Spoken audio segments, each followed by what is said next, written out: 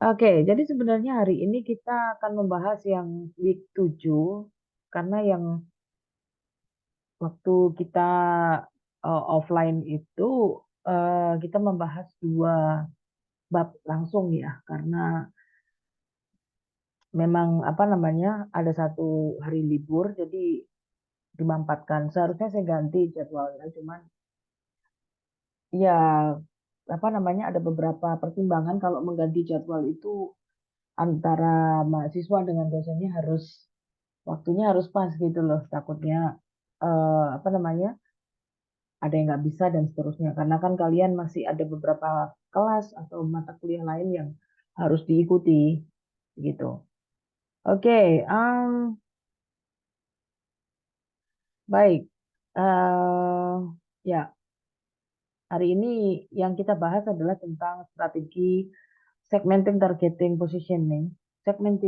targeting, positioning. Jadi itu adalah tiga tiga dasar kita melakukan strategi sebelum kita ibaratnya itu kita mengetahui dulu lah posisi kita seperti apa. Gitu. Oke. Ini tadi game aja saya sambil lihat. Oh, oke. Apakah terdengar suara saya? Oke, baik. Saya lanjut. Dengar, Bu. Oke. Ya, saya lanjutkan dengan ya ini tujuan pembelajarannya. Jadi kan beberapa waktu lalu di awal semester itu kita banyak membahas tentang visi misi dan juga tujuan dari perusahaan gitu ya. Yang itu nih nanti akan dikaitkan dengan strategi. Jadi visi misi, tujuan atau objektif itu akan dikaitkan dengan strategi perusahaan. Nah, strateginya yang seperti apa? Tentu saja adalah yang strategis gitu. Nah, supaya strategi yang dilakukan itu strategis, maka kita harus mendasarkan strategi tersebut pada visi, misi, dan tujuannya atau objektifnya, gitu ya. Oke, nah tapi nanti ini mission, and objektifnya itu kita em, apa namanya kita arahkan dalam konteks STP, segmentation, targeting, and positioning. Oke, ada 4 hal nanti yang akan kita pelajari. Jadi yang pertama adalah tujuan perencanaannya. Oke, sebelum kita melanjutkan ke segmentation, targeting, dan positioning, maka yang harus kita perhatikan itu adalah perencanaannya. Gitu. Jadi apapun di perusahaan, mau kita bicara tentang secara khusus ke pemasaran atau ke yang hal lain, itu tetap harus ada namanya perencanaan. Jadi ketika kita memasarkan sebuah produk, itu bukan hanya sekedar menjual begitu saja gitu ya atau memasarkan begitu saja atau misalnya hanya mendistribut begitu aja enggak tapi kita harus merencanakan kapan di mana bagaimana kepada siapa nah untuk memasarkan produk tersebut gitu supaya itu benar-benar sesuai dengan tujuan perusahaan. Nah, tujuan perusahaan itu tentunya tidak hanya asal dia membuat tujuan, tetapi dia harus mendasarkan pada visi misi dan situasi yang ada di sekitarnya. Jadi dia harus tahu dulu posisinya, internal eksternalnya dia harus tahu, baru dia bisa jalan. Baru dia bisa menentukan yang namanya tujuan. Tujuan dari perusahaan itu sendiri. Nah, departemen pemasaran atau bagian pemasaran atau divisi pemasaran, apapun sebutannya di perusahaan, itu mereka punya tujuan. Mereka mungkin punya visi misi departemen sendiri, tetapi visi misinya departemen itu tidak akan bisa lepas dari visi misi perusahaan. Tapi ada juga perusahaan yang apa ya istilahnya itu visi misinya tujuannya itu sudah mencakup semuanya gitu. Jadi tinggal yang di perusahaan, yang di departemen-departemen itu tinggal menjalankan strategi untuk mencapai tujuan dari perusahaan. Itu lebih simpel sebenarnya. Nah, tapi kalau misalnya mau lebih detail gitu ya, setiap departemen itu biasanya memiliki turunan dari visi misi dan strategi, visi misi tujuan dan strategi yang dimiliki oleh perusahaan secara keseluruhan. Jadi makanya perlu sekali sebuah perusahaan itu memiliki visi misi yang jelas karena itu menjadi dasar bagi perusahaan untuk melakukan aktivitasnya ke depan. dia mau menilai apakah jalannya sudah benar, apakah strategi yang dilakukan selama ini sudah benar, apakah aktivitas yang dilakukan selama ini sudah benar, itu sangat tergantung dengan atau diukurkannya itu adalah dengan membandingkan ke visi misi yang sudah dia susun dan tujuannya. Nah, kalau di dalam bahasa Inggris itu kita singkat biasanya VMOS atau vision, mission, objektif sama strategi. Strategi gitu ya. Kalau yang di bahasa Indonesia itu biasanya VMTS. Jadi visi, misi, dan strategi. Visi, misi, tujuan, dan strategi. Jadi itu adalah hal dasar. Mau produknya itu berupa barang ataupun jasa, mau itu adalah organisasi yang profit oriented maupun yang non profit oriented, ataupun yang bicara tentang eh, lebih ke arah apa ya istilahnya, lebih ke arah misalnya LSM sama pemerintah gitu ya, itu kan kadang-kadang ya kan mereka nggak cari untung gitu ya, mereka nggak cari untung tetapi mereka harus tetap memiliki visi misinya gitu, apapun itu jenisnya, jenis layanan atau produk barang yang mereka hasilkan. Oke, nah itu adalah kaitannya dengan visi misi tadi. Nah, sebelum lebih lanjut, kita lihat dulu perencanaan ya tentang planning. Nah, planning ini sebenarnya gini, kalau budaya kita gitu ya, orang-orang kita itu rata-rata itu mereka cenderung eh, go with the wind gitu ya. Jadi kemana angin bertiup ya mereka ya pasrah lah gitu. Sehingga ketika kita mau merencanakan sesuatu itu kesannya kayak DCI Kerso atau ibaratnya itu ini kan kamu nggak tahu apa yang terjadi di depan gitu loh. Jadi jangan terlalu detail. Nah, sebenarnya bukan itu masalahnya. Ya kita sebatas pengetahuan kita sebagai manusia biasa gitu. Dengan data yang kita miliki, kita membuat perencanaan. Karena dengan perencanaan itu paling nggak kita bisa menentukan arahnya kita mau kemana. Misalnya di waktu hari weekend contohnya, Sabtu atau Jumat sore ya. Nah, Jumat sore misalnya gitu kan, mau kemana nih kita ya gitu kan. Terus orang hanya nggak punya rencana apa-apa gitu. Ya udah pasti ya ujung-ujungnya juga begitu sampai di rumah tadi harusnya ke sini deh, tadi harusnya ke situ deh gitu kan, tapi karena nggak ada plan sebelumnya maka itu bisa bisa jadi kayak seakan-akan wasting time gitu loh. Terus tadi ngapain ya gitu. Ya pernah kan misalnya waduh Jumat malam, kalau saya sih weekend itu buat saya itu adalah Jumat ke Sabtu ya, kalau Sabtu ke Minggu itu sudah kayak deket-deket Senin gitu saya sudah mulai agak nggak nggak enak gitu, nggak terlalu menikmati. Tapi kalau Jumat ke Sabtu, nah itu saya lebih menikmati gitu, mau ngapain, mau jalan gitu lebih enak Jumat sore ketika setelah kerja gitu baru. Nah, tapi ya misalnya besok itu hari Jumat gitu, saya sudah punya plan ini jelas sudah. Oh, berarti pagi saya harus seperti ini, nanti agak siang seperti ini, sorenya seperti ini dan seterusnya. Nanti malamnya apa? Nah, karena Jumat sore saya sudah punya plan, berarti saya sudah bisa menentukan Sabtu Minggunya itu apa yang akan saya lakukan begitu. Jadi itu lebih lebih detail, walaupun nanti mungkin ya belum tentu juga terjadi semuanya gitu ya. Misalnya harusnya saya jalan gitu, janjian misalnya sama mungkin kalian kenal Bu Amrina misalnya. Janjian sama Bu Amrina, ternyata tiba-tiba saya harus jenguk teman saya gitu kan ke rumah sakit misalnya, batal sudah, itu nggak jadi. Terus habis itu misalnya saya harus eh, ada live music di dekat di mall dekat saya tinggal ini. Nah, saya mau nonton gitu, tapi terus kemudian lihat suasananya kok nggak enak ya gitu, kok ramai sekali gitu misalnya. Ya udah pulang aja misalnya. Nah, pas pulang ya udah, berarti itu rencana yang sudah kita susun itu nggak akan terjadi kan. Tetapi at least kita tahu sebenarnya pada waktu kita melakukan evaluasi, kita kurangnya apa, kenapa kok kita nggak jadi nonton, kenapa live music misalnya. Jadi kita tahu, oh next kalau mau nonton, ya kalau mau merencanakan minggu, malam minggu misalnya, itu mau ngapain, ya udahlah kasih plan B.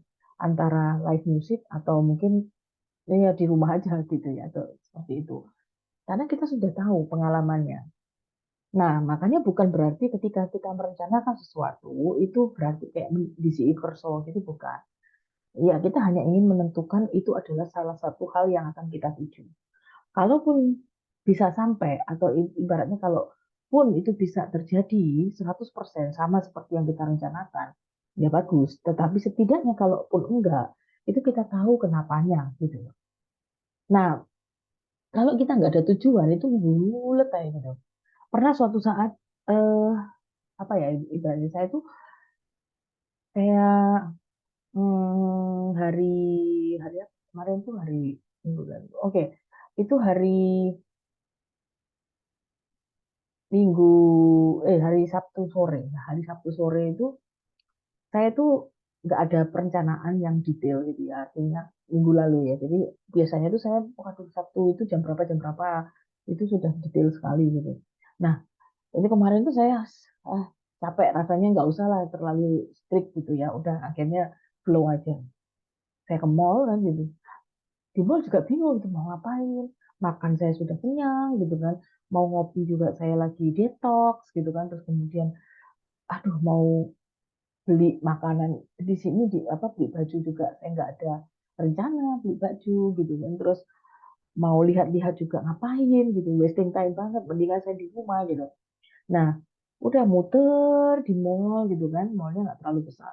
Nah, begitu saya turun, ternyata ada persiapan live music gitu kan.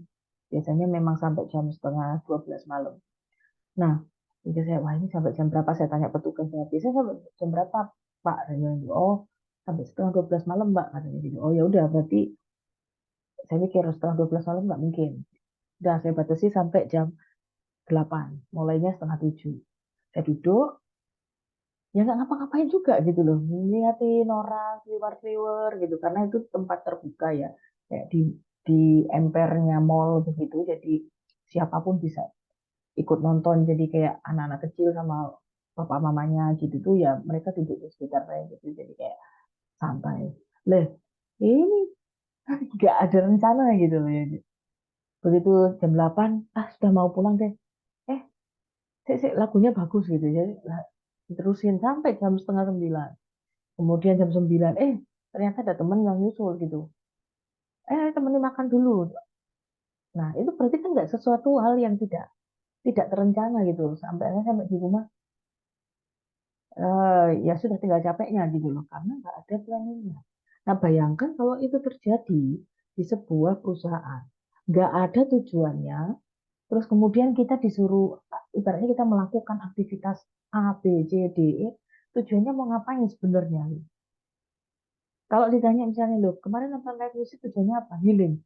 Saya kalau healing mungkin eh, akan saya rencanakan gitu ya, supaya saya benar-benar bisa menikmati. Ya, tapi itu bukan bukan under my plan gitu loh. Jadi itu saya bilang itu bukan healing, 100% healing gitu. Walaupun eh, ya karena nonton musik kan saya suka gitu kan, jadi ya udahlah. Tapi bukan bukan itu.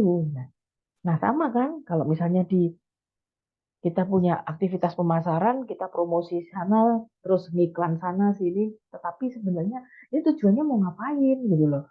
Tujuannya apakah mau meningkatkan pangsa pasar, ataukah mau menggait menggait eh, apa namanya, customer baru misalnya.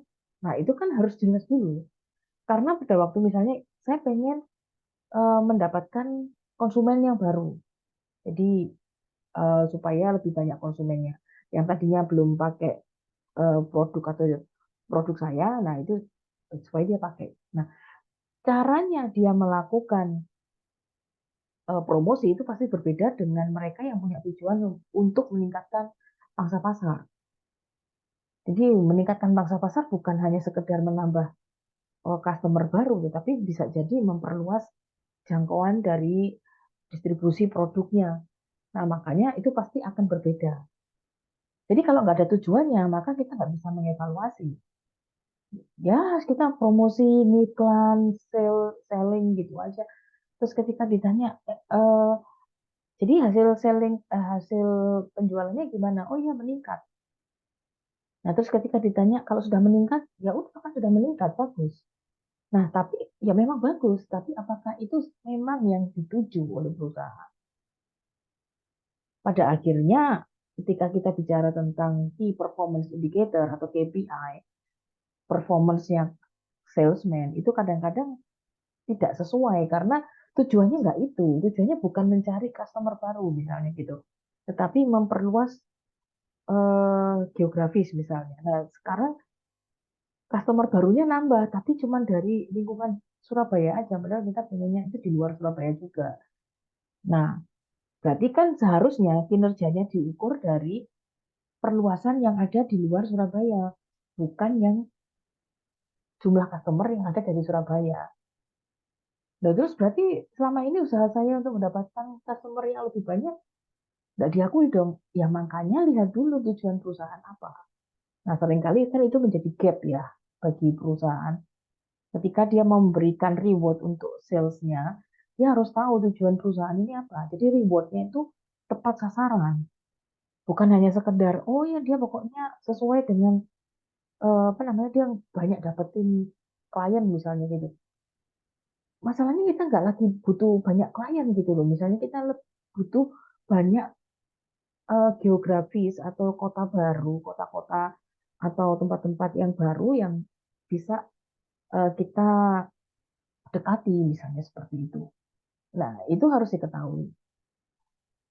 Oke, jadi dengan merancang tujuan, perencana sedang berusaha untuk menyediakan arah bagi organisasi.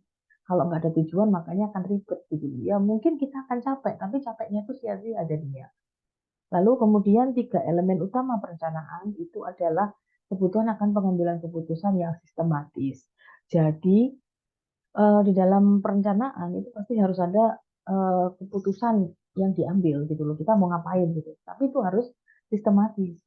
Artinya berdasarkan apa yang sudah kita rancang, berdasarkan informasi, kemudian kita olah, kita komunikasikan, baru kemudian kita bisa lakukan pengambilan keputusan itu dengan lebih baik. Kemudian yang kedua adalah pengembangan program untuk implementasinya. Jadi program-programnya dari keputusan yang diambil, program yang dipakai untuk implementasi itu apa? Nah, jadi program yang diambil, yang dijalankan itu bukan ngasal, tetapi sudah ada keputusan dari perencanaannya tadi. Lalu baru kemudian kita ukur kinerjanya atas tujuan. Ya kan sudah ada nih tujuannya. Kemudian kinerjanya bagaimana? Kalau memang ada sesuatu yang baru, tapi yang ternyata mengarah kepada tujuan, mungkin itu adalah sesuatu yang sifatnya tidak terencana sebelumnya, tapi kok dilalah gitu ya, ibaratnya sesuai dengan tujuan, maka itu bisa menjadi awal dari modifikasi strategi. Itu bisa menjadi masukan untuk penyusunan aktivitas atau operational planning periode berikutnya atau tahun berikutnya, seperti itu. Nah, jadi kita kalau misalnya pemasaran yang strategis itu bukan cuma sekedar bagaimana bisa menjual sebanyak-banyaknya, bukan itu. Tapi bagaimana kita menjual itu tepat sasaran dan eh, efektif dan efisien lah ibaratnya seperti itu. Kita tidak menghambur-hamburkan biaya pemasaran, tapi mengenal sasarannya. Gitu. Caranya udah benar dan kita lakukan dengan benar. Nah, itu adalah yang dimaksudkan oleh pemasaran strategi. Nah, supaya efektif dan efisien, maka itu harus eh, berdasarkan pada tujuan yang sudah diambil atau tujuan yang sudah ditetapkan sebelumnya, supaya kita nggak nyasar begitu. Nah, masalah yang dalam pemasaran atau masalah dalam perencanaan pemasaran itu, nah ini ya beberapa contoh. Jadi karena biasanya CEO itu mereka menganggap bahwa pemasaran nggak usah terlalu detail lah ya gitu. Yang penting kalian ngiklan mau ngiklan di mana dan seterusnya. Pada dasarnya gitu ya, pada prakteknya itu tidak gampang. Kita harus tahu siapa sasaran kita. Kita harus tahu target pasar kita siapa. Baru kita tahu kapan, di mana, dan bagaimana kita akan melakukan iklan gitu, atau membuat iklan. Jadi sasarannya itu tepat. Kalau memang dia adalah untuk kalangan atas gitu. Maka iklannya nggak bisa sembarangan, nggak cuma sekedar pakai brosur gitu loh. Mungkin dia harus pakai apa yang atau misalnya pakai LED, iklan yang LED begitu, dia harus di tempat-tempat yang memang benar-benar lux gitu ya atau mewah. Jadi harus tahu gitu loh siapa targetnya kita. Nah, nanti itu akan kita bicarakan pada segmentation, targeting, dan positioning. Lalu seringkali eh, apa namanya angka-angka lebih sering digunakan ini ya nomor 4. Ya mungkin kalau yang 1, 2, 3 itu hampir serupa lah ya. Nah, angka-angka yang lebih sering digunakan daripada tujuan dan strategi tertulis. Seringkali kalau di dalam pemasaran itu terjebaknya itu adalah di angka penjualannya. Yang penting naik lah. Jumlah customer naik, jumlah penjualan naik, nilai penjualan naik misalnya gitu. Tapi kita lupa itu sesuai nggak dengan tujuannya. Nah, sehingga kalau pada waktu kita mau mengukur, benar nggak tujuan ini sudah tercapai? Dan kita bingung, kalau yang tujuan ini nggak tercapai. Nah, terus kemarin-kemarin ngapain? Loh, saya kan mau menaikkan banyak customer, menaikkan jumlah customer. Itu udah ada di dalam tujuannya, jadi ngapain? Nah, seperti itu. Jadi itu kayak seakan-akan buang-buang waktu secara percuma. Meskipun hasilnya bagus ya, tetapi itu sebenarnya bukan yang efektif. Jadi ya belum tentu juga efisien karena harusnya itu kan pasti aktivitas penjualan seperti itu pasti dia mengeluarkan biaya juga.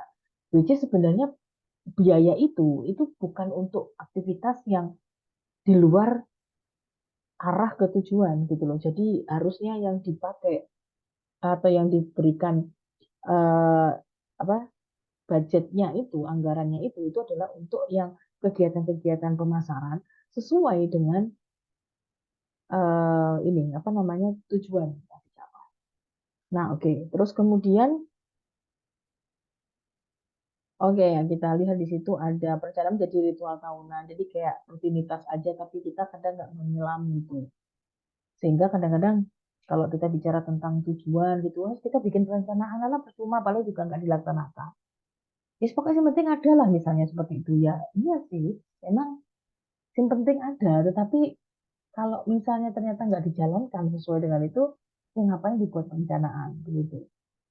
Terus kemudian terlalu sedikit perhatian pada perbedaan antara operasional dengan perencanaan strategis.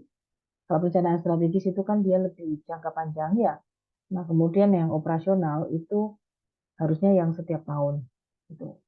Atau yang day-to-day operations. Biasanya turunan dari perencanaan strategis. Nah, ini sebenarnya di manajemen strategis. Jadi kalau misalnya saya pengen meningkatkan penjualan untuk 5 tahun ke depan itu sebesar 10%. Berarti tahun ini belum tentu 10% tercapai, jadi nggak apa-apa juga. Yang penting tahun ini paling nggak itu adalah misalnya 2% tercapai. Ya nggak apa-apa. Nanti kita melihatnya dari 2 tahun. Nanti tahun depan itu 4%, gitu ya.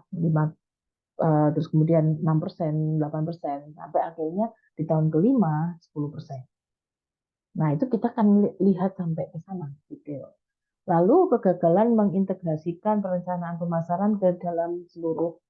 Ya, oke.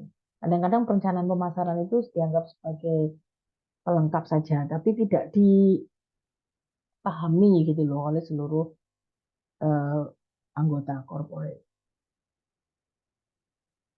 Lalu tugas perencanaan dilakukan oleh perencana tanpa melibatkan yang bertanggung jawab mengelola bisnis. Jadi ini kadang-kadang perencanaan untuk pemasaran itu bukan pemasarannya sendiri yang merencanakan, tapi direncanakan dari atas. Ditetapkan targetmu sekian ya. Nah, itu kan ya gimana caranya begitu loh.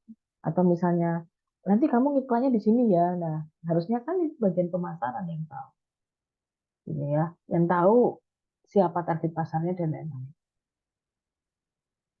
Oke, nah ini contohnya mungkin kalau dari misi ya, misi itu kita bisa melibatkan ini semua, jadi harus internal stakeholders, eksternal sama marketplace-nya stakeholder ini harus kita jadikan pertimbangan dalam misi. Jadi ibaratnya kalau dalam satu industri itu ada banyak perusahaan, misalnya ada 10 perusahaan begitu dalam satu industri. 10-10-nya ini mungkin memiliki visi yang mirip-mirip lah. Tetapi nanti yang membedakan antara 10 perusahaan ini itu adalah pernyataan misinya. Karena pernyataan misi ini terkait dengan internalnya.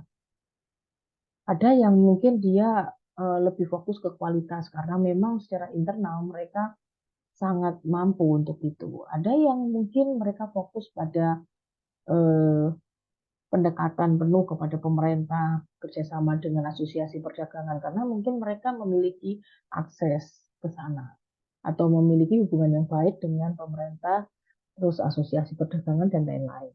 Nah, ini adalah hal-hal yang sangat spesifik ke setiap perusahaannya. Nah, oke. Contohnya, nah ini nih yang di dalam pernyataan misi ya, karena tadi kita sudah lihat bahwa apa ya, visi itu kan bisa sama satu perusahaan dengan perusahaan yang lain. Tapi untuk misi ini pasti berbeda. Nah, karena misinya berbeda-beda, maka biasanya mereka bersaingnya di situ.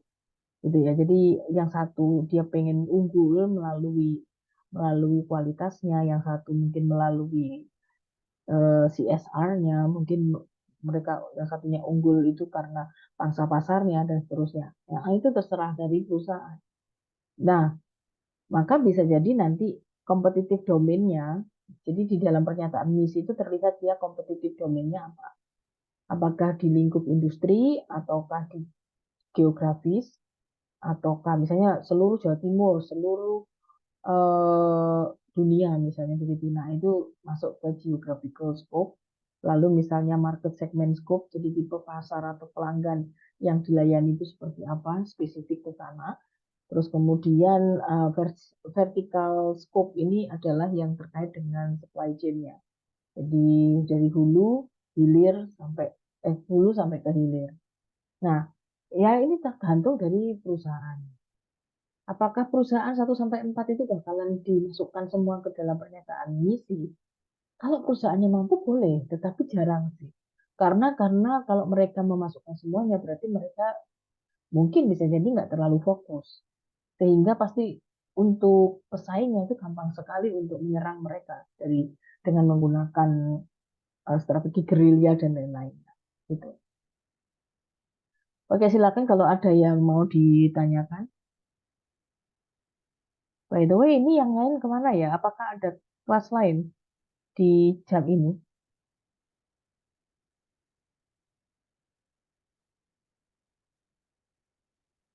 Apakah ada kelas lain? Karena ini pasti cuma 5 orang ini yang ikut dari sekitar 20-an ya.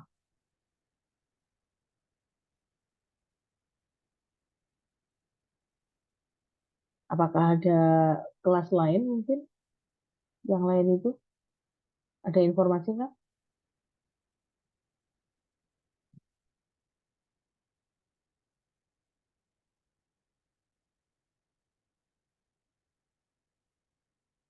Nggak ada, nggak ada informasi. Oke, nah yang ini adalah contoh punyanya IGA ya. Jadi kalau kita lihat IGA itu adalah perusahaan furniture di mana kita bisa melihat perbedaan antara, ya mungkin saya nggak membedakan di sini ya, tetapi ini pasti agak sedikit berbeda ya. Ya punya vision itu kalau yang punyanya IGA itu cukup spesifik. Jadi itu create a better everyday life for the many people. Jadi ada create better life everyday life ya, better everyday life many people. Nah, kita lihat sekarang bagaimana missionnya disusun. Karena tadi create better life ya, better everyday life gitu kan. Better terus kemudian ada everyday life gitu kan. Terus kemudian ada many people. Nah, pertanyaannya adalah gimana caranya dia gitu untuk bisa mendapatkan atau bisa mewujudkan 3 poinnya, better everyday life for many people. Nah, yang pertama adalah, oh ternyata dia itu bergerak di bidang home furnishing, gitu ya. Terus kemudian desainnya bagus, fungsinya juga iya, kemudian kualitas dan daya tahannya juga bagus, dan harganya murah. Sehingga mayoritas orang itu bisa membeli produknya dia. Jadi, for many people-nya itu adalah gara-gara prices-nya rendah. Jadi majority of people can afford to buy them. Terus kemudian better everyday life karena home furnishing berarti dia dipakai ya, artinya dalam kehidupan sehari-hari orang. Itu dari desain, fungsi, dan kemudian quality dan durability-nya. Jadi setiap hari itu lebih bagus gitu loh hidupnya. Nah, kita lihat berarti di dalam visi misi sudah seperti ini, maka nanti di tujuannya dia tidak akan lari dari yang namanya visi misinya. Tujuannya ya pasti dia akan inovasi dalam bidang desain, desain furniture misalnya. Terus kemudian mungkin ada harga, kan sering IKEA itu sering ada promo-promo seperti itu. Jadi dan harganya ya memang kita punya persepsi mungkin mahal ya, tapi ketika kita masuk ke IKEA itu lumayan sih, apa bukan sesuatu yang seperti yang saya bayangkan. Jadi kebetulan saya daerah Tangerang, kemudian di sekitar di daerah Alam Sutera sana, ya di daerah Tangerang agak ke arah Bandara Soekarno-Hatta itu ada IKEA ya sebenarnya. Jadi IKEA-nya gede banget. Nah, pada waktu pertama saya masuk ke sana itu saya pikir mahal, ternyata enggak nih. Cukup cukup affordable, artinya bisa di apa istilahnya bisa dijangkau lah. Dan kadang-kadang untuk item-item tertentu itu ada diskonnya. Jadi akhirnya orang tergoda untuk membeli. Selain itu, ternyata ada juga yang ibaratnya itu second barang secondnya. Jadi misalnya kalau kita beli meja di IKEA terus kemudian kita sudah nggak senang atau kita mau mau ganti produk yang lain ya udah eh, kayak dibeli lagi oleh si apa namanya IKEA gitu kan dengan harga yang lebih murah dan nanti itu yang akan dijual lagi atau mungkin barang-barang yang lain yang tidak terlalu bagus gitu ya bukan yang 100% berkualitas tetapi masih bagus juga paling kualitasnya sekitar 90% begitu ya mungkin ada cuilnya sedikit misalnya meja gitu ada cuilnya sedikit di pinggirnya gitu, tapi tidak terlalu terlihat. Nah itu biasanya harganya sudah langsung sangat rendah gitu, dibandingkan harga aslinya yang sesungguhnya. Nah itu jadi dia punya tujuan ke sini ya untuk menjalankan misinya dia. Jadi pada waktu kita melakukan promosi tentang IKEA ya pasti urusannya dengan price-nya low, new design, terus kemudian eh, barangnya awet dan lain-lainnya.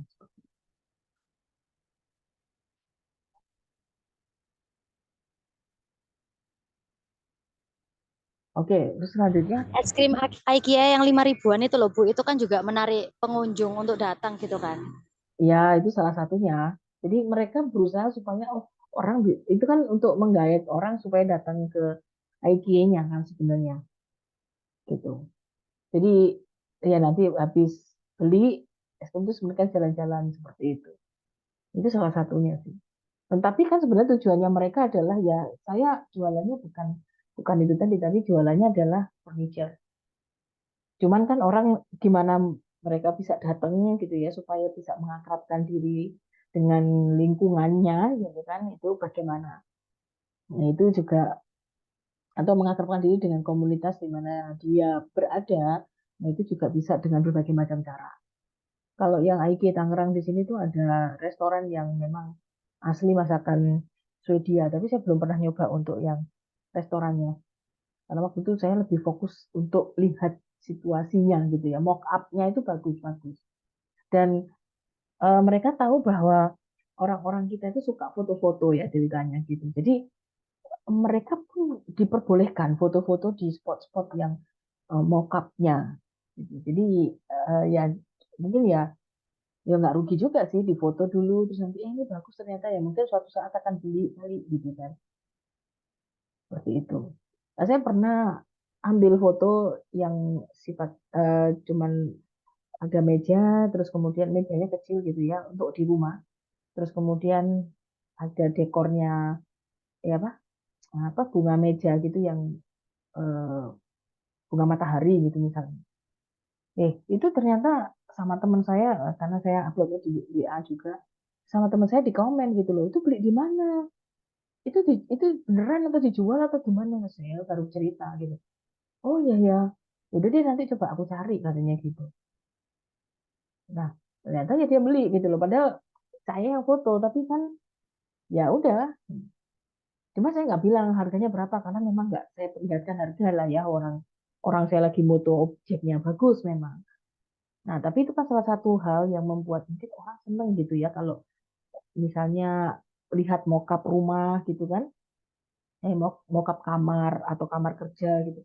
Waduh, kayaknya kok enak ya di sini. Terus dia foto-foto di situ ya mungkin someday gitu ya dia akan beli seperti itu. Jadi itu adalah hal-hal yang bisa dilakukan, tapi aktivitas itu pasti ada tujuannya. Nggak mungkin dia sekedar ya ya kita bisa lakukannya cuma ini ya gitu loh. Ya memang mungkin itu yang mereka bisa lakukan, tapi ada tujuan yang ingin dicapai gitu. Nah, kalau kita mau mengembangkan tujuan, berarti kita harus lihat ya situasi eksternalnya, terus kemudian budaya organisasinya, internal berarti, terus kemudian ini juga eksternal tapi yang terkait dengan individu atau kelompok konsumen, stakeholder yang lain.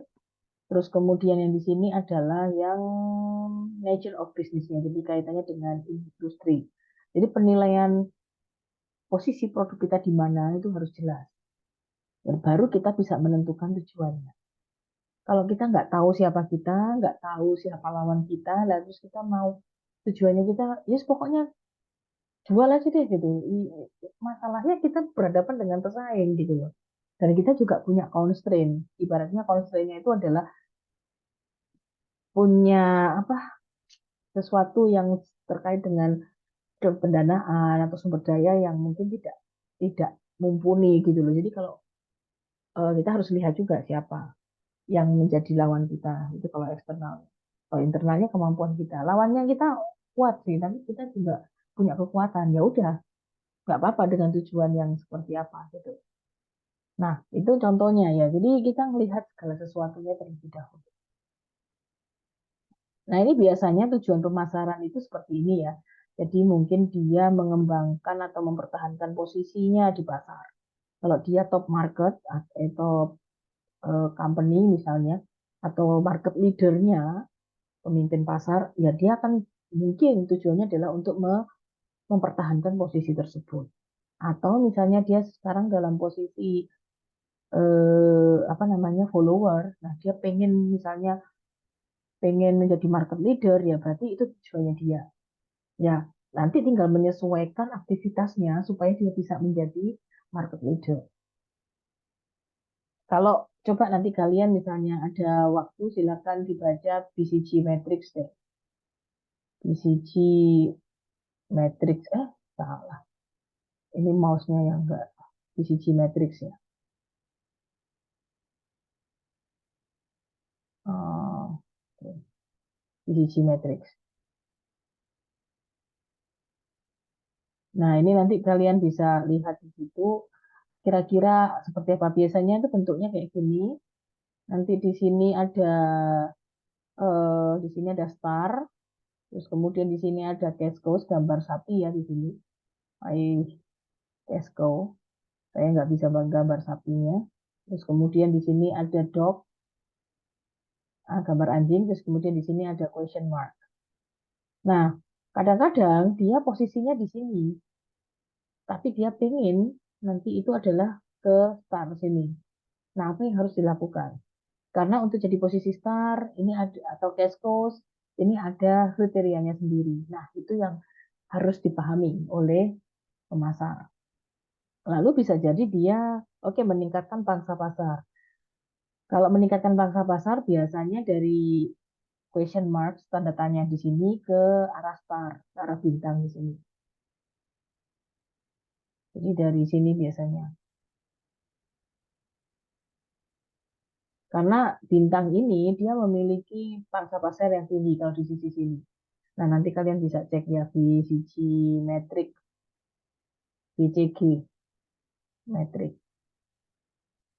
Terus kemudian untuk menumbuhkan pasar, ya mungkin sama dengan itu maksudnya, kemudian mempertahankan tingkat profitabilitas. Jadi mungkin ini dalam kaitannya dengan customer ya. Jadi customernya mungkin ada beberapa yang sudah settle, kemudian belinya cukup banyak dan cukup sering, jadi kayak premium member misalnya seperti itu, atau nasabah prioritas katakanlah kalau di perbankan.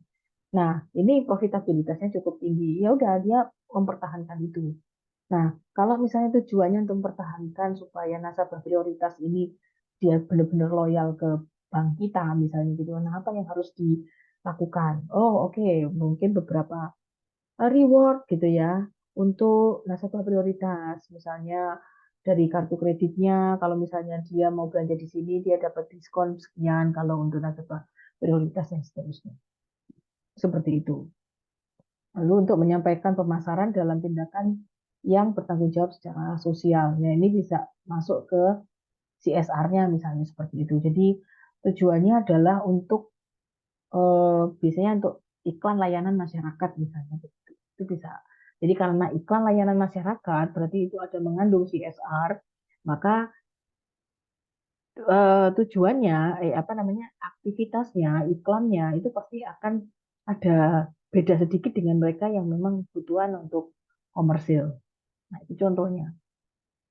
Lalu kita lihat di sini ada mengembangkan strateginya. Kalau kita bicara tentang unsolved matrix di sini, ini kita tahu ada beberapa yang namanya strategi ya. Jadi di sini ada market penetration, kemudian market share, market growth, terus kemudian customer churn, lalu ada product development, ini biasanya terkait dengan geografis, diversification, lalu market extension. Market extension ini biasanya kaitannya dengan eh, kalau product development bukan lokasi, sorry, market development yang untuk lokasi geografis biasanya. Product development ya kayak biasa lah, misalnya dia ada lakukan modifikasi apa tertentu gitu, atau inovasi tertentu. Nah itu karena produknya ya yang dikembangkan, bukan pasarnya. Nah kalau di sini kita lihat, oke, ada produk, kemudian ada market, kemudian ada produk. Nah sekarang kita kan tinggal melihat kemampuan dari internalnya kita gitu ya. Saya itu nggak bisa kalau bikin produk baru, tapi saya harus eh, apa namanya? Saya harus meningkatkan penggunaan pengguna ya, meningkatkan jumlah pengguna untuk produk saya. Ini gimana caranya nih gitu kan. Nah, tinggal milih aja mau ke pasar yang sekarang ada fokusnya atau sasarannya adalah ke pasar-pasar yang baru atau ke sasaran-sasaran yang baru misalnya begitu. Nah, kalau misalnya dia saya nggak mampu kalau buka cabang di kota lain, ya udah berarti di pasar yang sekarang. Nah, ada di sini market share, terus kemudian ada market growth, ada market penetration ya. Contohnya misalnya eh, dengan biasanya kalau yang market penetration itu dia berusaha untuk melakukan iklan itu lebih sering, gitu loh. Dibombardir dengan iklan, dengan diskon dan lain-lainnya, supaya dia benar-benar bisa memperluas pasarnya. Jadi orang semakin kenal produknya. Nah, kalau misalnya nanti ternyata dia, wah saya punya duit kok, saya punya budget untuk bikin produk yang baru gitu, yang inovatif. Tapi ya khusus untuk yang di pasar yang sekarang, di customer yang sudah ada sekarang, nanti itu mereka akan diberikan fitur yang baru atau seperti apa. Nah, itu product development. Ya berarti dia masuk ke sini. Karena dia sudah tahu product development dan untuk pasar yang sekarang, maka dia tidak perlu fokus untuk cari pasar yang baru atau customer yang baru atau lokasi yang baru, nggak perlu. Jadi ya sekarang target pasarnya siapa, misalnya menengah ke atas, dan dia pengen bikin produk yang baru untuk pasar menengah ke atasnya ini, ya udah dia fokus ke sana. Jadi supaya tidak kemana-mana dia kerjakan A, B, C, tapi nggak sesuai dengan sasaran. Itu yang dimaksudkan di unsolved growth metric. Cuman kita harus tahu ya, maksudnya produk dan market ini kita harus mengenali dua-duanya. Jadi kemampuan kita seperti apa, terus kemudian situasi produk yang ada di pasar juga seperti apa.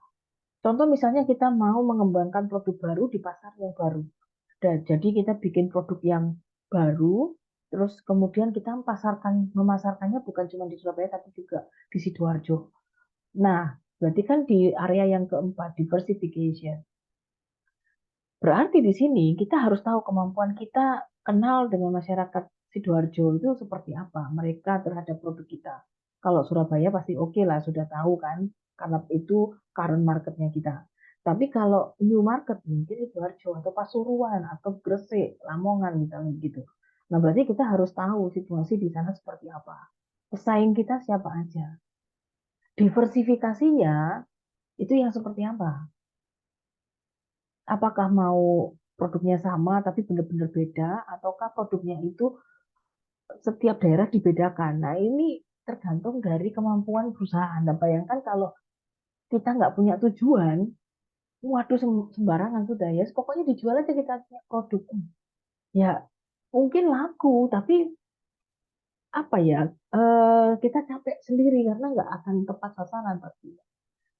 Nah, sekarang kita masuk ke bagian berikutnya, yaitu segmentation, targeting, positioning. Mungkin ini pernah dibahas di pertemuan keempat kalau nggak salah, atau ketiga kalau nggak keempat, saya lupa. Nah, mungkin masih sempat ingat ini juga pernah saya tampilkan kalau nggak salah.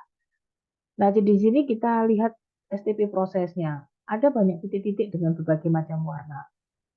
Nah, di sini targetingnya dia itu adalah tidak semua warna dia pilih, tetapi mungkin yang hijau sama yang ini apa sih? Ini merah ya bukan, orange ya, atau merah bata lah ibaratnya itu ya, hijau sama merah bata.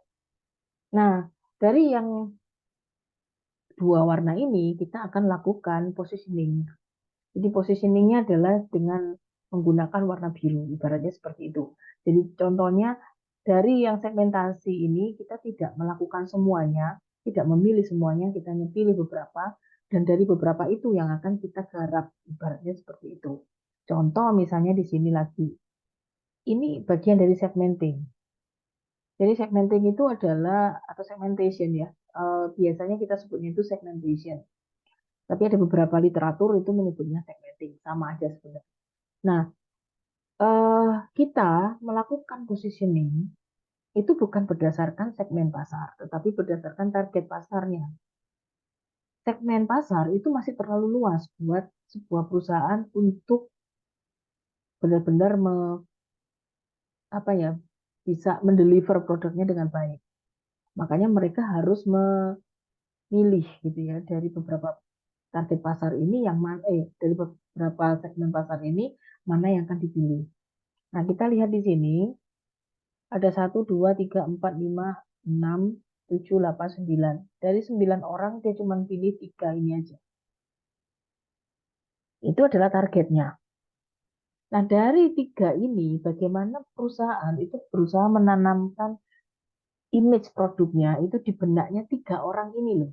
Bukan di benaknya semua orang yang ini, bukan. Tetapi kita sudah fokusnya ke yang 3 orang ini. Kita lihat misalnya sebentar.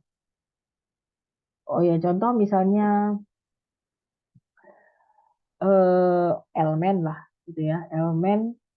Nah, elemen itu kan segmentasinya dia berdasarkan eh, apa namanya, berdasarkan jenis kelamin. Nah, dia lebih kanan elemen juga berarti kan laki ya. Nah, tapi kemudian dia nggak cukup dengan itu. Ya, yang laki kan banyak nih gitu. Apakah semuanya gitu kan? Apakah ya mulai dari anak-anak sampai yang tua? Apakah bagaimana? Nah, ternyata mereka memilih berdasarkan gaya hidup. Ya, mereka memilih berdasarkan gaya hidup yang suka olahraga. Nah, nanti dikerucutkan lagi yang suka olahraga, olahraganya apa nih? Kalau olahraganya yang lain, yang tidak membentuk otot misalnya itu mungkin bukan menjadi bagian dari elemen ini gitu loh. Tetapi mereka berusaha, oh mereka yang suka nge-gym, mereka yang usianya produktif, dan mereka yang punya penghasilan sekian misalnya gitu, atau yang mereka punya kemampuan untuk membeli produk gitu. Nah, itu targetnya mereka. Makanya ketika mereka melakukan elemen itu, ketika mereka melakukan promosi, itu nggak mungkin di tempat-tempat umum seperti apa istilahnya di mall begitu, enggak. Tapi kalaupun ke mall itu mesti masuk ke arah gym, entah itu go gym atau fitness, dan celebrity fitness misalnya gitu, mesti ke sana. Karena memang yang mereka sasar itu adalah itu. Targetnya mereka adalah mereka yang suka nge-gym, yang cowok suka nge-gym, itu ya, usianya masih muda produktif lah. Nah itu, jadi mereka nggak mungkin apa namanya menghabiskan waktunya untuk promosi ke yang lain.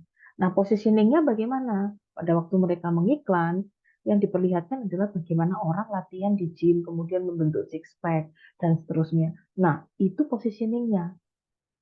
Tepat apa enggak? Ya, tepat saja, karena targetnya orang-orang itu juga memang. Ya, jadi seperti itu ibaratnya. Saya suka memberikan contoh yang elemen itu karena memang saya benar-benar mengalami sendiri ketika menjadi yang bukan target gitu ya. Saya beli elemen atau saya apa namanya nanya-nanya banyak tentang elemen ke salesnya elemen yang ada yang datang ke tempat gym saya waktu itu. Ya saya nggak terlalu direken, tapi teman saya yang kebetulan memang kami sama-sama latihan angkat beban gitu ya berat, maksudnya latihan dengan menggunakan PT gitu. Tapi dia PT-nya beda, saya ada sendiri. Nah, dia dia banyak ditanya gitu loh, karena memang dia bodybuilder, dia memang bentuk kayak Adirai gitulah. Kalau saya kan nggak sampai ke sana. Dan dia lebih banyak tanya. Padahal sebenarnya kebutuhannya saya sama dia sama gitu ya, butuh fat burner, terus kemudian asupan lain ya selain dari apa namanya untuk fitness itu kayak misalnya asam amino, terus kemudian L-karnitin dan lain-lainnya. Nah, seperti seperti itu eh, yang dianggap itu teman saya, bukan saya gitu. Ya, saya tahu loh, ya memang bukan targetnya sih saya. Jadi saya tanya banyak pun juga dia, emang kamu beli gitu loh. Ya nggak salah juga salesnya. Tapi menurut saya itu sudah cara yang tepat. Dia memang berusaha untuk mempertahankan ini loh targetku tuh yang kayak gini, bukan kayak kamu. Gitu positioningnya.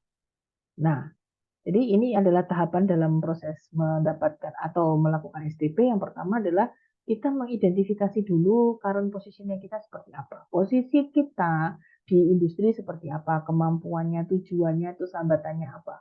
Itu kita harus melakukan atau kita harus mendatakan yang namanya ini semua begitu ya ibaratnya. Lalu baru kita mengidentifikasi segmentasi apa profil masyarakatnya atau profil calon targetnya gitu, segmennya. Misalnya, oh, apakah ada perbedaan ya kalau orang yang misalnya usia produktif sama yang terlalu tua gitu ya, di atas 50 tahun ketika berhadapan dengan produk elemen itu mereka berbeda enggak pandangannya dan seterusnya misalnya seperti itu. Nah, itu dipetakan. Kalau ternyata oh berbeda, mereka tidak terlalu suka yang di atas 50 tahun biasanya nggak konsumsi itu. Ya udah berarti kita masuk ke eh, ngambil target yang usia produktif aja. Jadi sudah market targeting. Lalu kemudian sudah dapat target, kita positioning kan produknya. Nah, memposisikan produknya kita itu adalah proses menanamkan image tentang brand itu di benaknya konsumen. Jadi sampai sekarang kalau misalnya saya ngomong tentang elemen, oh itu orang langsung pikirannya, oh itu untuk nge-gym. Saya ngomong misalnya kayak WRP, oh ya itu untuk pelangsing. Udah gitu-gitu aja. Nah, itu sudah positioningnya sudah pas. Jadi kalau misalnya, oh ya kalau kamu pengen langsing, ya udah minum WRP aja gitu misalnya. Nah, oke, itu sudah produk positioning di benaknya target market. Nah, target marketnya siapa ya? Orang-orang yang pengen langsing lah. Seperti itu misalnya. Kalau yang WRP lebih cewek ya, lebih ke cewek. Nah, nanti baru setelah kita sudah tahu targetnya kita seperti apa, baru kita mendevelop yang namanya marketing mix. Jadi kita nggak bisa tiba-tiba kemudian produknya saya bikin kayak gini, produk price plus promotionnya kayak gini. Kenapa? Alasannya apa? Ya kayak ini bagus. Bukan kayaknya bagus.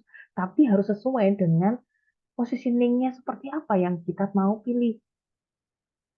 Jadi kalau yang tadi elemen ya, berarti kan positioningnya itu terhadap target marketnya adalah mereka yang gym. Kalau di, di daerah gym atau misalnya orang-orang nge-gym itu kan biasanya kalau nggak apa namanya bikin six pack misalnya, terus kemudian mungkin upper body atau mungkin ini kalau nggak biasanya lebih ke bodybuilder. Nah, udah kita tahu market targetnya siapa, terus produk positioning kita adalah, oh saya itu produknya itu lebih ke fat burner nih. Jadi semua yang nge-gym pasti butuh fat burner kan, gitu, pembakar lemaknya. Pasti butuh nih, gitu, L-carnitin kan untuk membakar lemak. Nah udah, oke, berarti kita positioningnya di situ ya untuk semua orang nge-gym. Ya, tapi bukan untuk, maksudnya lebih spesifik sebenarnya ke semua orang ya. Jadi lebih membangun misalnya six pack-nya misalnya seperti itu. Nah, nanti marketing mix pada waktu dia ngiklan itu juga dia akan tahu, gimana caranya yang iklan. Ya udah, yang diperlihatkan adalah orang-orang yang dengan aktivitas sedang melakukan fitness atau yang sedang nge-gym begitu. Terus kemudian kan ada juga yang kemasannya way to go ya, jadi yang kemasan kotak gitu, yang kecil-kecil gitu. Ya karena memang kadang-kadang eh apa namanya anak nge-gym itu biasanya mereka punya tumbler sendiri gitu ya, yang memang dipakai khusus untuk produk yang mereka apa namanya mereka kayak asam amino gitu, yang susu-susu fitness itu kan mereka ada sendiri sebenarnya. Tapi di waktu di luar gym, nah mereka mungkin membutuhkan nggak mungkin bawa tumblernya yang gede itu gitu ya. Tapi mereka mungkin bisa pakai yang punyanya elemen itu dengan asupan yang sama L-carnitin. Nah, itu adalah hal-hal yang memang ibaratnya itu harus dipikirkan gitu. Nah, ini tadi sudah. Oke. Nah, contoh di sini ya kayak kalau yang untuk segmen pasar pemilihan sebenarnya ini mungkin bukan anggaplah ya di sini tuh satu segmen itu satu target. Jadi dia ini harusnya itu lebih ke target sih, bukan segmen ya. Karena marketing mix itu kita berangkatnya atau kita tujukan bukan ke segmen tetapi ke target. Jadi kalau yang tadi undifferentiated marketing itu berarti firm dari perusahaan langsung ke marketing mix. Kita nggak peduli misalnya kayak air mineral itu ya sudah cuman produk price plus promosinya langsung ke pasar. Siapapun itu bisa mengkonsumsi produk tersebut. Kalau yang ini Itu ya maksudnya, Bu. kenapa gimana? Langsung ke end user gitu ya, Bu. Iya betul. Atau ibaratnya mungkin kalau end usernya bukan individu itu bisa aja dia misalnya ke bisnis tertentu, tapi dia tidak mengkhususkan bisnisnya apa gitu loh. Tapi Ya. kalau dari company kayak Aqua gitu kan Hmm. biasanya langsung ke end user kan, Bu. Kalau dari perusahaan biasanya langsung ke Ya. distributor, agen gitu. Nah, oke. Kalau yang ini kita kita tidak membicarakan tentang distribusinya dulu ya, tetapi paling tidak produknya itu bisa dikonsumsi oleh banyak orang. Artinya kita tidak perlu mengkhususkan target-target tertentu. Jadi contohnya misalnya tadi si siapa namanya Elmen misalnya, itu kan waduh targetnya kita khusus nih gitu kan. Nah, itu dia masuknya ke concentrated marketing kalau yang kayak si siapa namanya Elmen tadi. Elemen sama WRP tadi ya. Ya, itu ke concentrated marketing. Dia bisa aja ngambil segmen 1, 2, 3, misalnya semua yang senang olahraga gitu. Tapi dia cuma fokus ke olahraga yang fitness gitu. Dan itu anak-anak nge-gym gitu aja. Sudah berarti segmen 2 ini atau targetnya yang khusus gitu. Itu yang concentrated marketing. Jadi nanti semua marketing mix-nya, mulai produknya dirancang, kemasannya, termasuk kemasannya bagaimana, komposisinya bagaimana, harganya berapa, lalu udah price place, itu didistribusikan di mana, kemudian promosinya bagaimana, itu semua sudah sesuai dengan target pasarnya. Nah, kalau yang undifferentiated marketing, kayak misalnya air mineral, itu kan yang konsumsi kan tidak ada batasan umur, tidak ada batasan gaya hidup, tidak ada batasan juga apa namanya eh, Gender gitu ya. gender, terus kemudian apa tingkat pendidikan, tingkat pendapatan kan nggak perlu.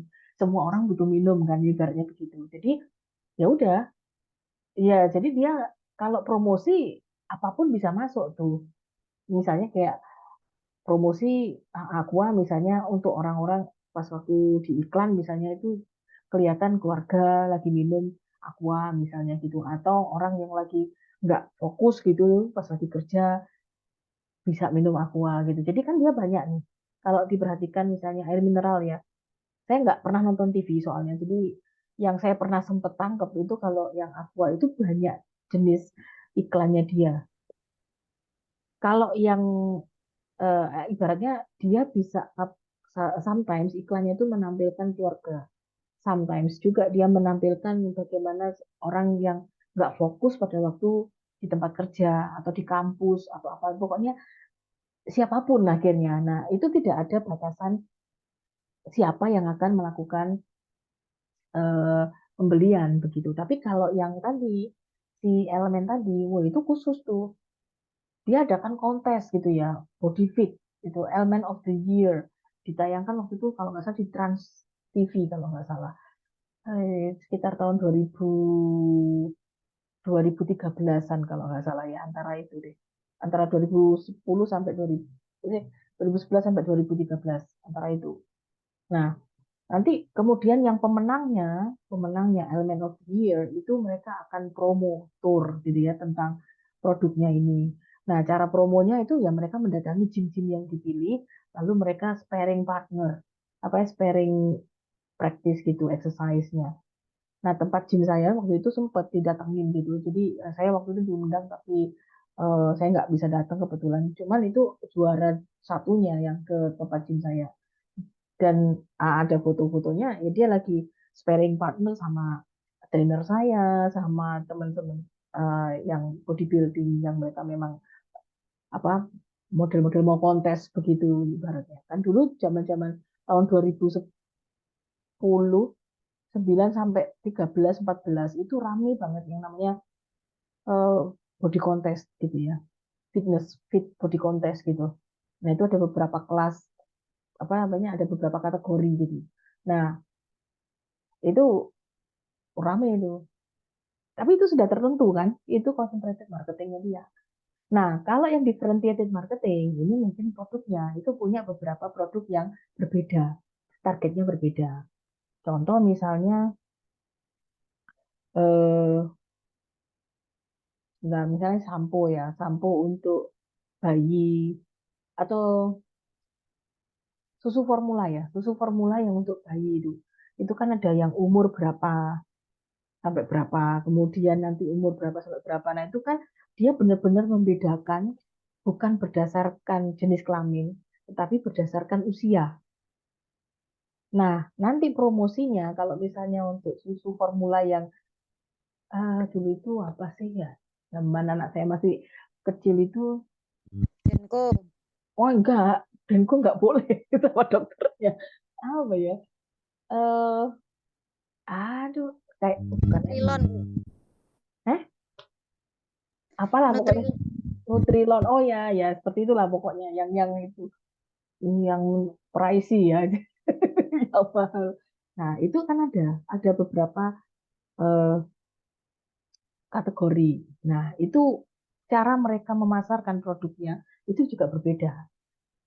Jadi misalnya nih, karena saya dulu biasanya beli di Carrefour, yang sekarang jadi Trans 7 itu. Dulu kan masih saya tinggal di sekitar sana. Jadi itu murah tuh, gitu ya. Eh, apa namanya? Dan setiap kali saya misalnya di bagian rak yang susu formula begitu, terus langsung ditanya, oh adik umur berapa Bu? Gitu kan, oh berapa bulan dan seterusnya. Oh ya cocoknya pakai yang ini. Bisa tahu alamatnya dan nomor teleponnya gitu. Dan nanti kemudian ditelepon sama mereka, terus kemudian dimintain alamat, dikirimkan barang-barang yang memang ya cocok untuk umur sekian gitu loh. Jadi dulu tuh banyak misalnya umur berapa sih 9 bulan sampai 1 tahun. Nah, itu kan biasanya sudah mulai makan halus ya, makan. Nah, itu dikasih apa namanya alat makan kayak gitu-gitu. Nah, itu promosinya beda-beda. Yaitu differentiated marketing. Itu karena mereka menanamkan bahwa produknya ini paling tahu tumbuh kembang apa yang diperlukan di waktu-waktu tumbuh kembang si anak. Mulai dari 0 bulan sampai usia berapa yang ditawarkan. Kayak gitu. Nah, itu contohnya ya differentiated marketing. Nah, mungkin ada contoh-contoh yang lain ya, apa ya? Kira-kira gitu. Jadi hmm, kalau nah mungkin kalau hotel ya, hotel itu biasanya kan ada grup hotel tertentu. Mereka ada yang memang khusus hotel bintang 5, terus kemudian ada yang untuk budget hotel, lalu kemudian ada yang resort, dia punya konsep resort, terus kemudian ada yang konsepnya itu mungkin Airbnb gitu misalnya gitu kan itu satu grup misalnya gitu. Nah itu caranya pemasaran pasti beda karena target pasarnya beda. Kalau yang budget hotel itu untuk orang-orang yang memang dia datang mungkin sendiri atau untuk keperluan dinas. Begitu gak perlu terlalu ribet kan. Pokoknya dia tinggal, pokoknya internetnya jalan, terus kemudian dia ada makan, kemudian dia dekat dengan pusat kota biasanya seperti itu. Nah, itu sudah terlihat. Nah, tapi untuk misalnya yang resort dan yang lain-lainnya itu pasti mereka punya banyak apa istilahnya punya banyak tawaran ya, misalnya tempat nge-gym, tempat renang, terus kemudian apa namanya tempat makannya mungkin apa restorannya itu enggak bukan restoran untuk orang yang memang benar-benar cepat-cepatan makan karena butuh makan dan cepat pergi, tapi yang memang benar-benar untuk menikmati liburan begitu. Itu sudah beda itu sebenarnya. Maka kita harus tahu nih, kita ini sebentar, kita itu punya target pasar siapa. Nggak bisa juga disamakan oleh misalnya, ya anggaplah semua orang yang nginep di hotel itu pengennya cuman wifi-nya kenceng aja. Udah tunggu dulu gitu loh. Masalahnya eh, wifi kenceng, oke mungkin sebagai suatu kebutuhan dasar sekarang. Tapi mereka butuhnya apa nih? Kalau kalian lihat di Traveloka itu biasanya kalau mau booking hotel misalnya, atau mau iseng-iseng vacation misalnya begitu. Kalian lihat aja di situ. Wah, butuhnya apa sih sebenarnya? Mau pergi for business trip atau holiday dengan family atau berapa dan apa sendiri dan seterusnya. Nah, itu Anda ditanya. Nanti begitu muncul pilihannya itu adalah ya pilihan yang sesuai dengan yang tujuannya kita yang direkomendasikan oleh si Traveloka. Ya karena mereka tahu, maksudnya si hotel-hotel yang naruh produknya itu di Traveloka, yang kerja sama-sama Traveloka itu mereka tahu loh, gitu. Oh ini pasti ada orang-orang yang dia bepergian itu untuk bisnis trip aja gitu. Ya kalau untuk holiday mungkin agak beda ya, seperti itu. Tahun 2000 sekitar tahun 2018 itu saya sama anak sama suami saya kami bertiga, kebetulan anak saya cuma satu laki gitu kan. Nah kami itu bolang ceritanya. Dari 5 hari kami itu full ke Singapura, terus kemudian ke Thailand, tapi bukan di Bangkoknya ya. Jadi kami cuman apa namanya transitnya di Singapura, terus langsung ke Hat Yai, tempat saya kuliah dulu gitu. Nah, terus kami pada waktu mau berangkat itu kan bingung ya. Maksudnya waktu merencanakan liburan tuh karena suami saya itu pasti ya apa kata saya gitu loh. Saya bilang, wah ini kita cari hemat budget, hemat duitnya, atau kita mau kita mau ke sana tuh mau banyak jalan atau banyak di hotel nih ceritanya. Terus mereka jawab serem Pak, kita banyak jalan dong, gitu yang kayak ibaratnya tuh kayak kembali ke kota yang pernah mereka tinggali gitu kan. Jadi karena kami bertiga pernah tinggal di situ selama kurang lebih 2 tahun. Jadi ya, ya akhirnya oh ya sudah nanti kita ke sana, kita mau mengunjungi ini tempat makannya di sini, kita mau ke kampus, kita mau gini, kayak pokoknya seperti itu. Udah jelas kan tujuannya. Nah, jadi saya nggak akan nyari tempat yang di pinggir pantainya enggak gitu loh. Karena buat tujuannya bukan itu. Tujuannya adalah jalan gitu ya. Cari makan, kuliner, terus kemudian melihat tempat-tempat belanja gitu seperti itu. Maksudnya yang untuk beli pernik-pernik atau untuk beli apa namanya semacam souvenir seperti itu ke pasar. Pokoknya ujung-ujungnya kuliner gitu. Oh, berarti harus deket yang tempat kampus karena di kampus juga ada tempat kulinernya, terus kemudian juga deket ke tengah kotanya, akses transportasinya gampang gitu. Ya udah, itu yang dicari. Nah pasti mereka tahu lah ya gitu. Dan di sekitar pilihannya itu nggak ada namanya hotel yang punya kolam renang itu nggak ada. Dan kamarnya itu nggak gede-gede. Kalau Anda perhatikan Swiss Berlin yang di depannya TP itu apa namanya eh, kamarnya itu nggak besar. Four Points itu juga nggak besar kamarnya. Four Points yang nempel sama TP. Sheraton baru gede. Kalau Four Point enggak. Cuman ya Four Point kan ini ya juga bintang 4 ya gitu. Kalau dibandingkan ke Swiss Berlin ya oke lah karena dia nempel sama TP ya jadi mungkin lebih deket gitu. Tapi dia bukan Four Point ini bukan untuk kalau untuk keluarga kayaknya enggak. Kalau Sheraton baru oke. Swiss Berlin kalau untuk keluarga kurang. Tapi kalau untuk staycation aja itu mungkin bisa. Karena di dekat di pusat kota. Kalau yang di apa namanya, yang hotel baru yang Golden Tree atau apa itu yang di daerah HR Muhammad itu, nah itu buat vacation bisa, buat business trip bisa. Double trip. Oh, Double Tree ya, Ya, depannya ah, pelatih.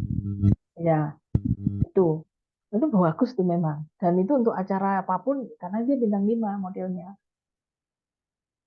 Makanya lengkap fasilitasnya, terus model apa namanya gedungnya, terus eh, ada lebih internasional ya. Jadi di depannya itu ada kafe tapi mungkin ya ada barnya dan segala macamnya kayak gitu. Nah, itu sudah segmen pasarnya sudah berbeda-beda itu. Mau promo, ya lihat dulu ini siapa biasanya yang datang ke sana. Tuh, ya kurang lebihnya itulah untuk memahami tentang differentiated marketing. Nah, tapi pada waktu kita memilih apakah kita mau ngambil misalnya dari contoh ya, misalnya di dalam sebentar, kalau di satu kotak begini itu ini ada beberapa banyak misalnya kayak lingkaran-lingkaran begitu. Nah, ini adalah segmen pasar. Nah, kita harus mengambil salah satu atau salah duanya untuk jadi targetnya kita. Gitu. Kalau misalnya Bu, enam-enamnya saya ambil, oh ya, ya kalau cukup duitnya nggak apa-apa. Kalau mampu, capable misalnya, ya nggak apa-apa. Punya kapabilitas yang tinggi nggak apa-apa juga. Tapi kalau enggak, ya jangan. Karena setiap misalnya kita pilih yang ini nih sekarang ya, ini membutuhkan konsentrasi atau fokus yang tinggi juga dari si apa namanya pemasak. Nah, oke ya, dari 1, 2, 3, 4 gimana? Kita memilih yang ini deh. Oke, memilih yang saya coret-coret ini. Kita memilih ini syaratnya adalah 6 ini tadi. Harus semuanya tercapai. Jadi berapa yang ada di sini, banyak nggak orangnya, calon pembelinya banyak apa tidak, menguntungkan apa tidak, kira-kira kita bisa jangkau apa tidak.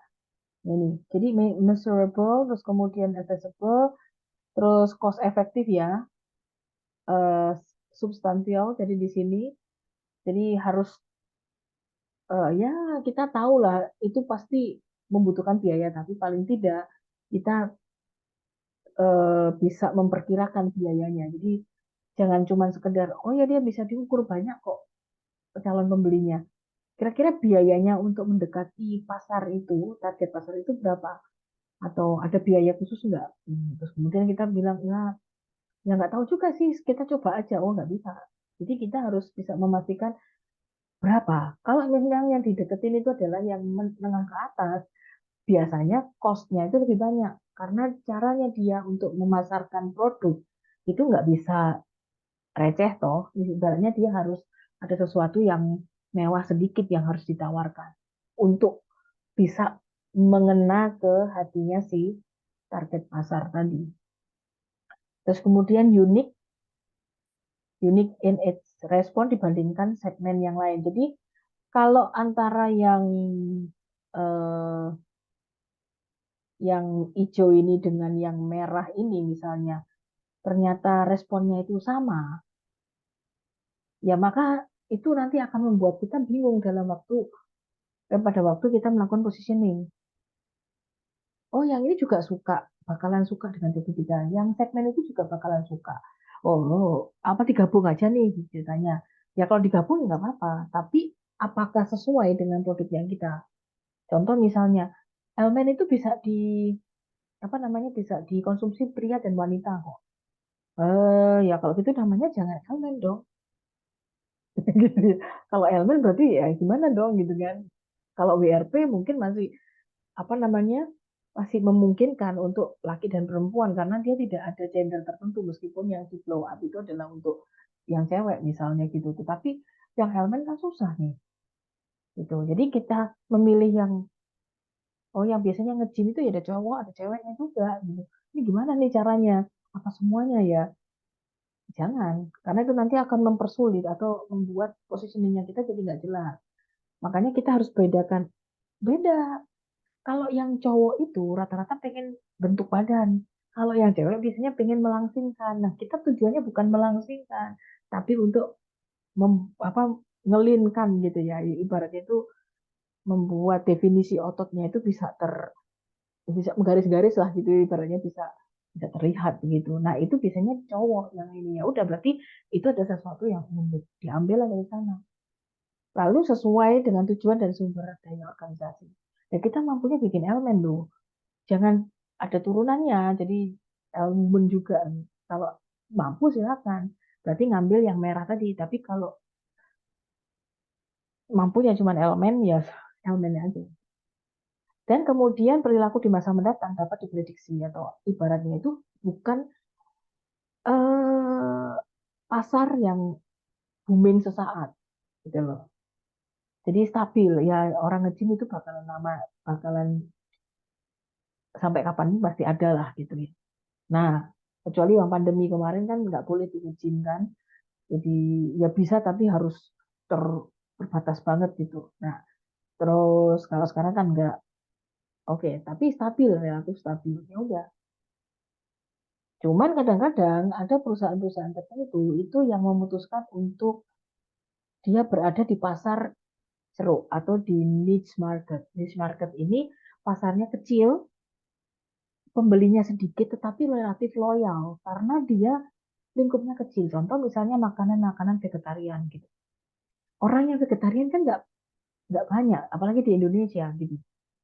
Sewaktu saya di Thailand itu gampang sekali saya cari yang namanya, saya kebetulan suka banget yang eh, vegetarian gitu ya. Saya pernah menjadi frutarian juga di waktu selama di Thailand karena buah-buah di sana itu enak semua gitu loh. Jadi saya makan buah aja sudah puas gitu rasanya. Begitu balik di Indonesia waktu itu liburan itu habis ujian tesis kemudian balik. Ini mungkin sekitar 2 mingguan. Berat badan saya tuh naik 3 kilo. 2 minggu langsung naik 3 kilo. Tiap hari kalau nggak makan gorengan ya OT-OT, semua orang wis rujak cingur, apapun itu pecel lah, apa segala macam. Waktu itu saya pulang ke Kediri, pecel tumpang, waduh itu rasanya kayak "Oh, gimana gitu, wes langsung. Nah, nggak ada, saya bilang, "Ah, saya pengen yang benar-benar pure vegetarian gitu loh." Ya, nggak ada. Kalaupun ada di Surabaya, itu mahal waktu itu. Jadi produk apa makanan veggie itu mahal sekali. Tapi kalau di Thailand itu ada di kantinnya kampus saya itu ada sekitar 40-an stand waktu itu. Tapi sekarang kayaknya lebih ya.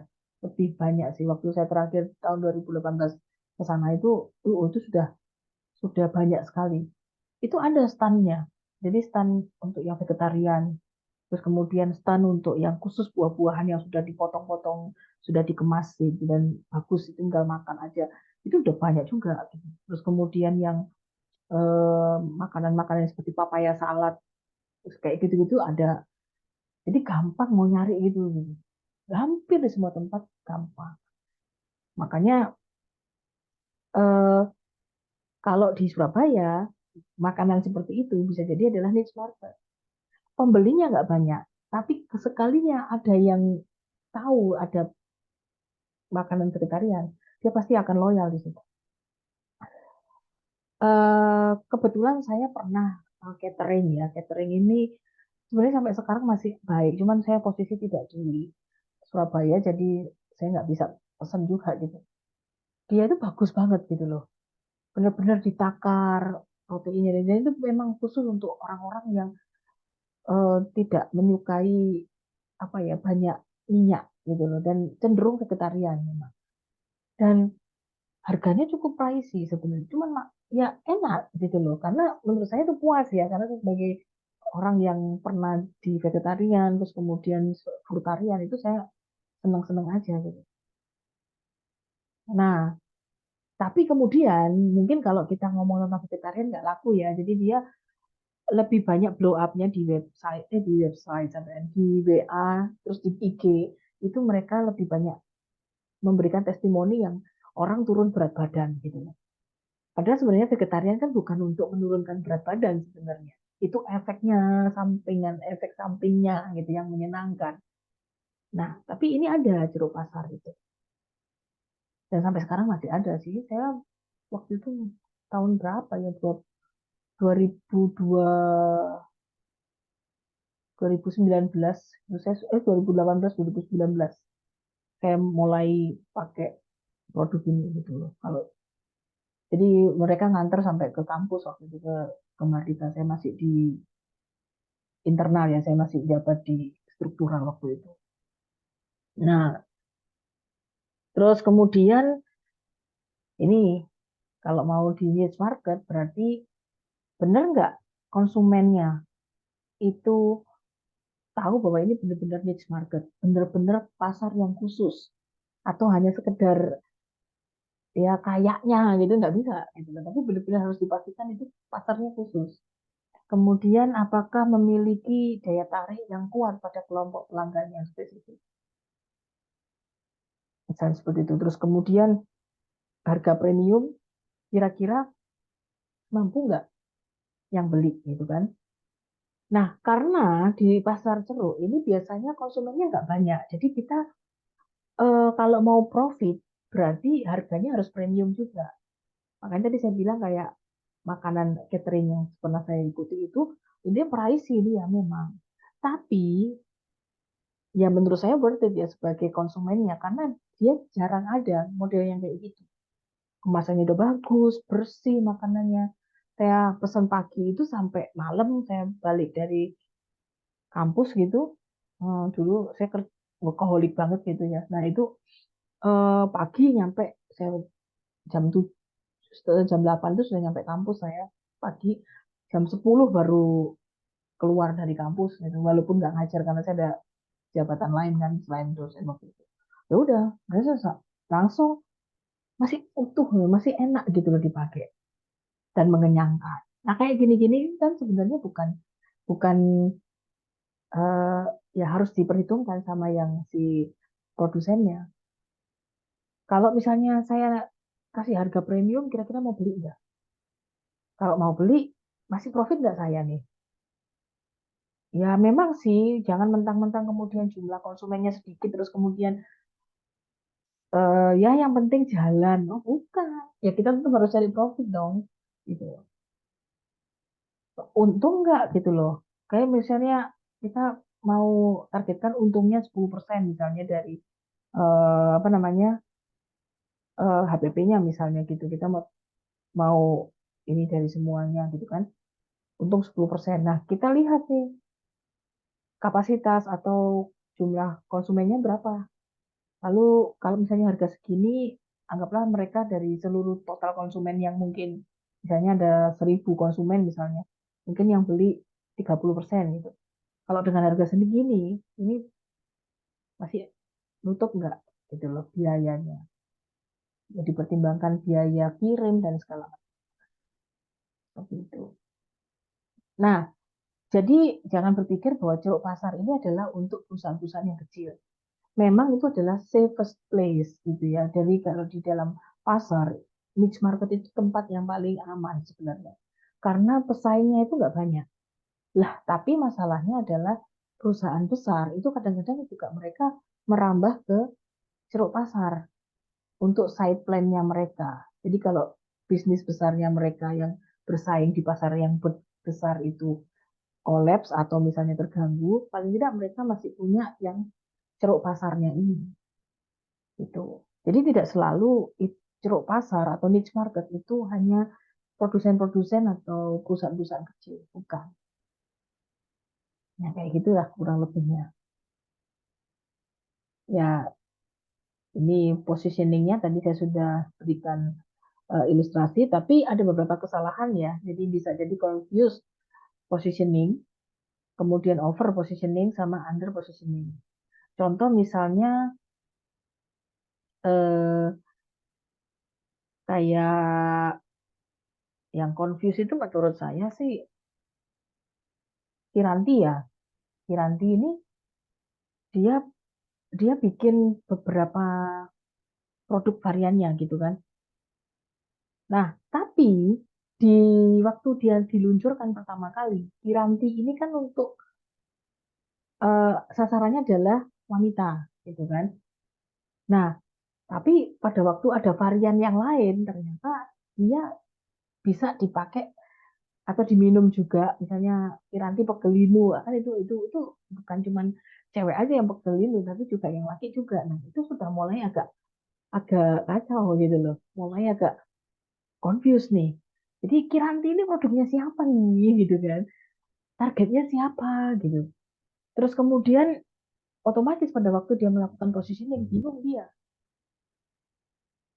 Nah, itu contohnya ya. Jadi kalau yang produk awalnya, yang produk originalnya Kiranti, gampang lah kita bisa lihat waktu ada iklannya tuh cewek yang lagi datang bulan, terus kemudian mungkin lagi dilep lah ibaratnya seperti itu, terus kemudian Kiranti, terus dia sembuh gitu.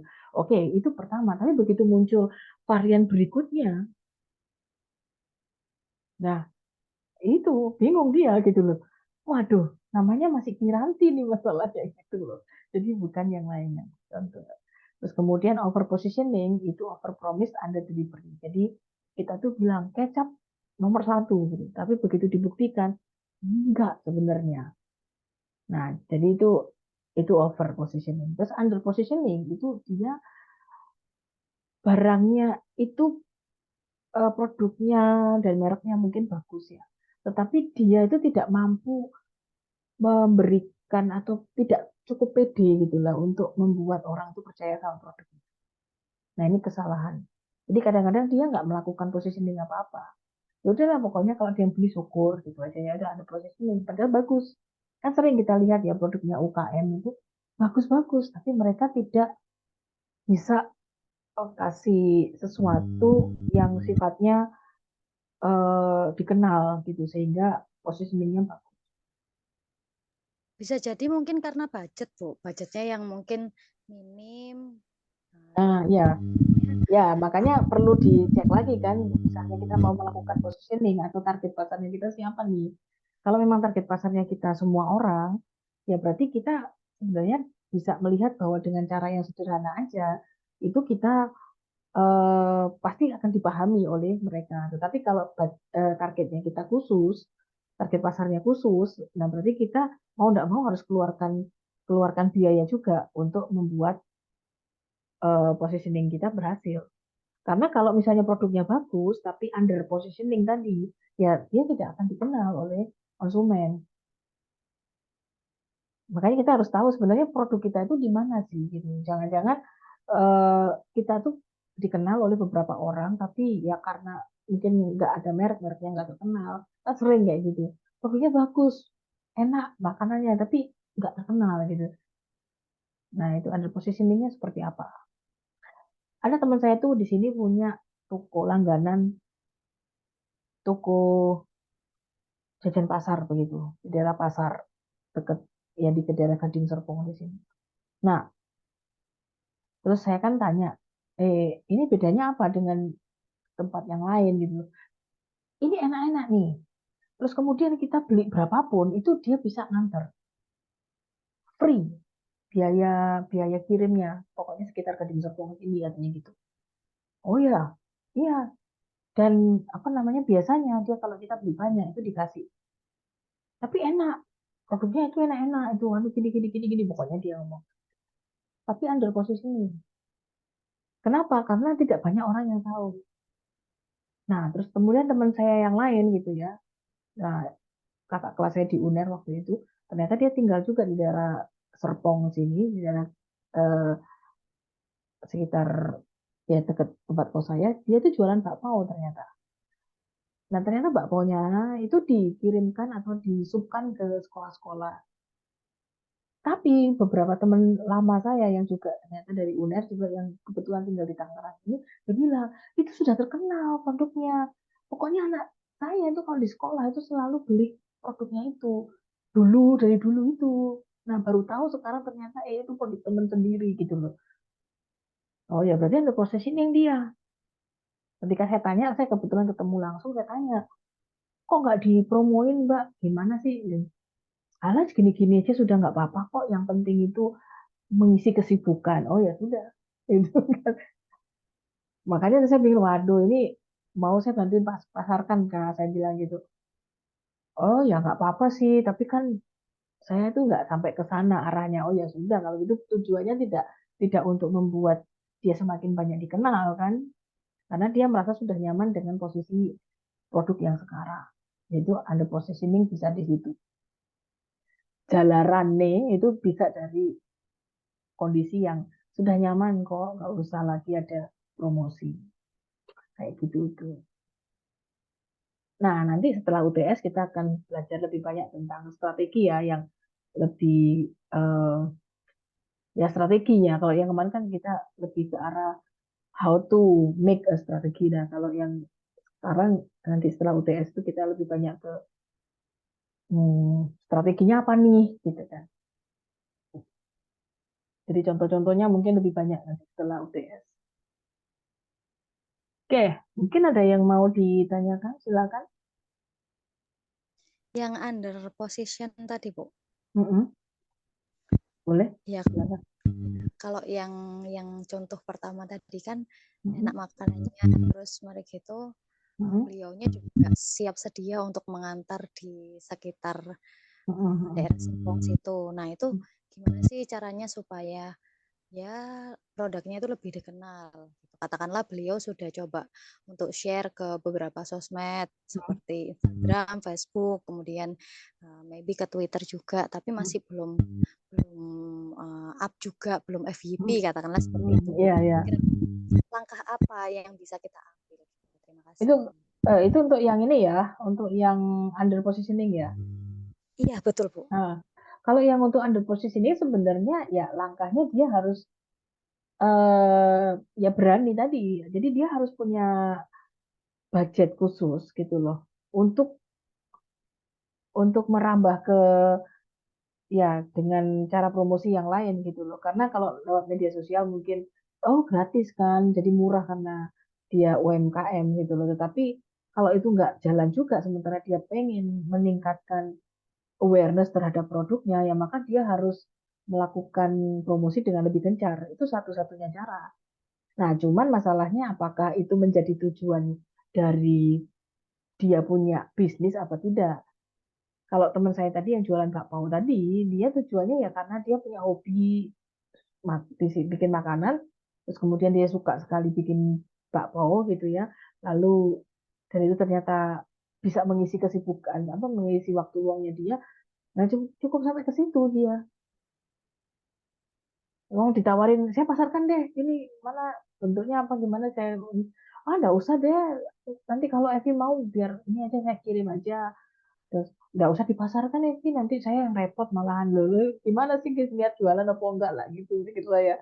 Nah, itu salah satunya. Tapi kalau dia memang tujuannya adalah untuk menaikkan awareness terhadap produknya, maka satu-satunya cara adalah dia harus berani untuk membuat budget selama itu masih ada di dalam tujuan bisnisnya dia. Kalau nggak ada di dalam tujuan bisnisnya dia, ya berarti ya udah, ya sudah nggak apa-apa, nggak perlu di up juga karena dia nggak butuh itu. Sekali lagi kita kembalinya ke tujuan tadi ya. Kalau kita misalnya mau memberikan apa ya sebagai konsultasi gitu ya ke orang-orang pemasar atau orang-orang yang punya produk yang ingin dipasarkan. Tujuanmu apa sekarang? Kamu pengen nggak produkmu ini dikenal? Oh ya, saya pengennya seperti itu. Ya udah, berarti budgetmu apa? Kamu punyanya apa? Kamu kekurangannya apa? Nah, itu nanti disesuaikan di situ. Itu kan. Baik, Bu. Hmm. Terima kasih atas jawabannya. Ya. Oke, ya. Siap ya untuk UTS minggu depan. Jadi di bisa diakses di minggu depan untuk soalnya nanti di pertemuan ke-8. Oke, silakan on cam dulu, saya akan screenshot. Oke, kalau yang sempat bisa ya saya ini ya 1, 2, 3. Oke.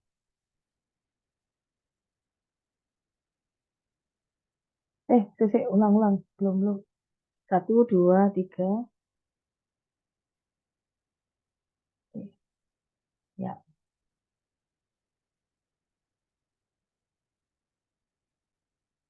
Oke.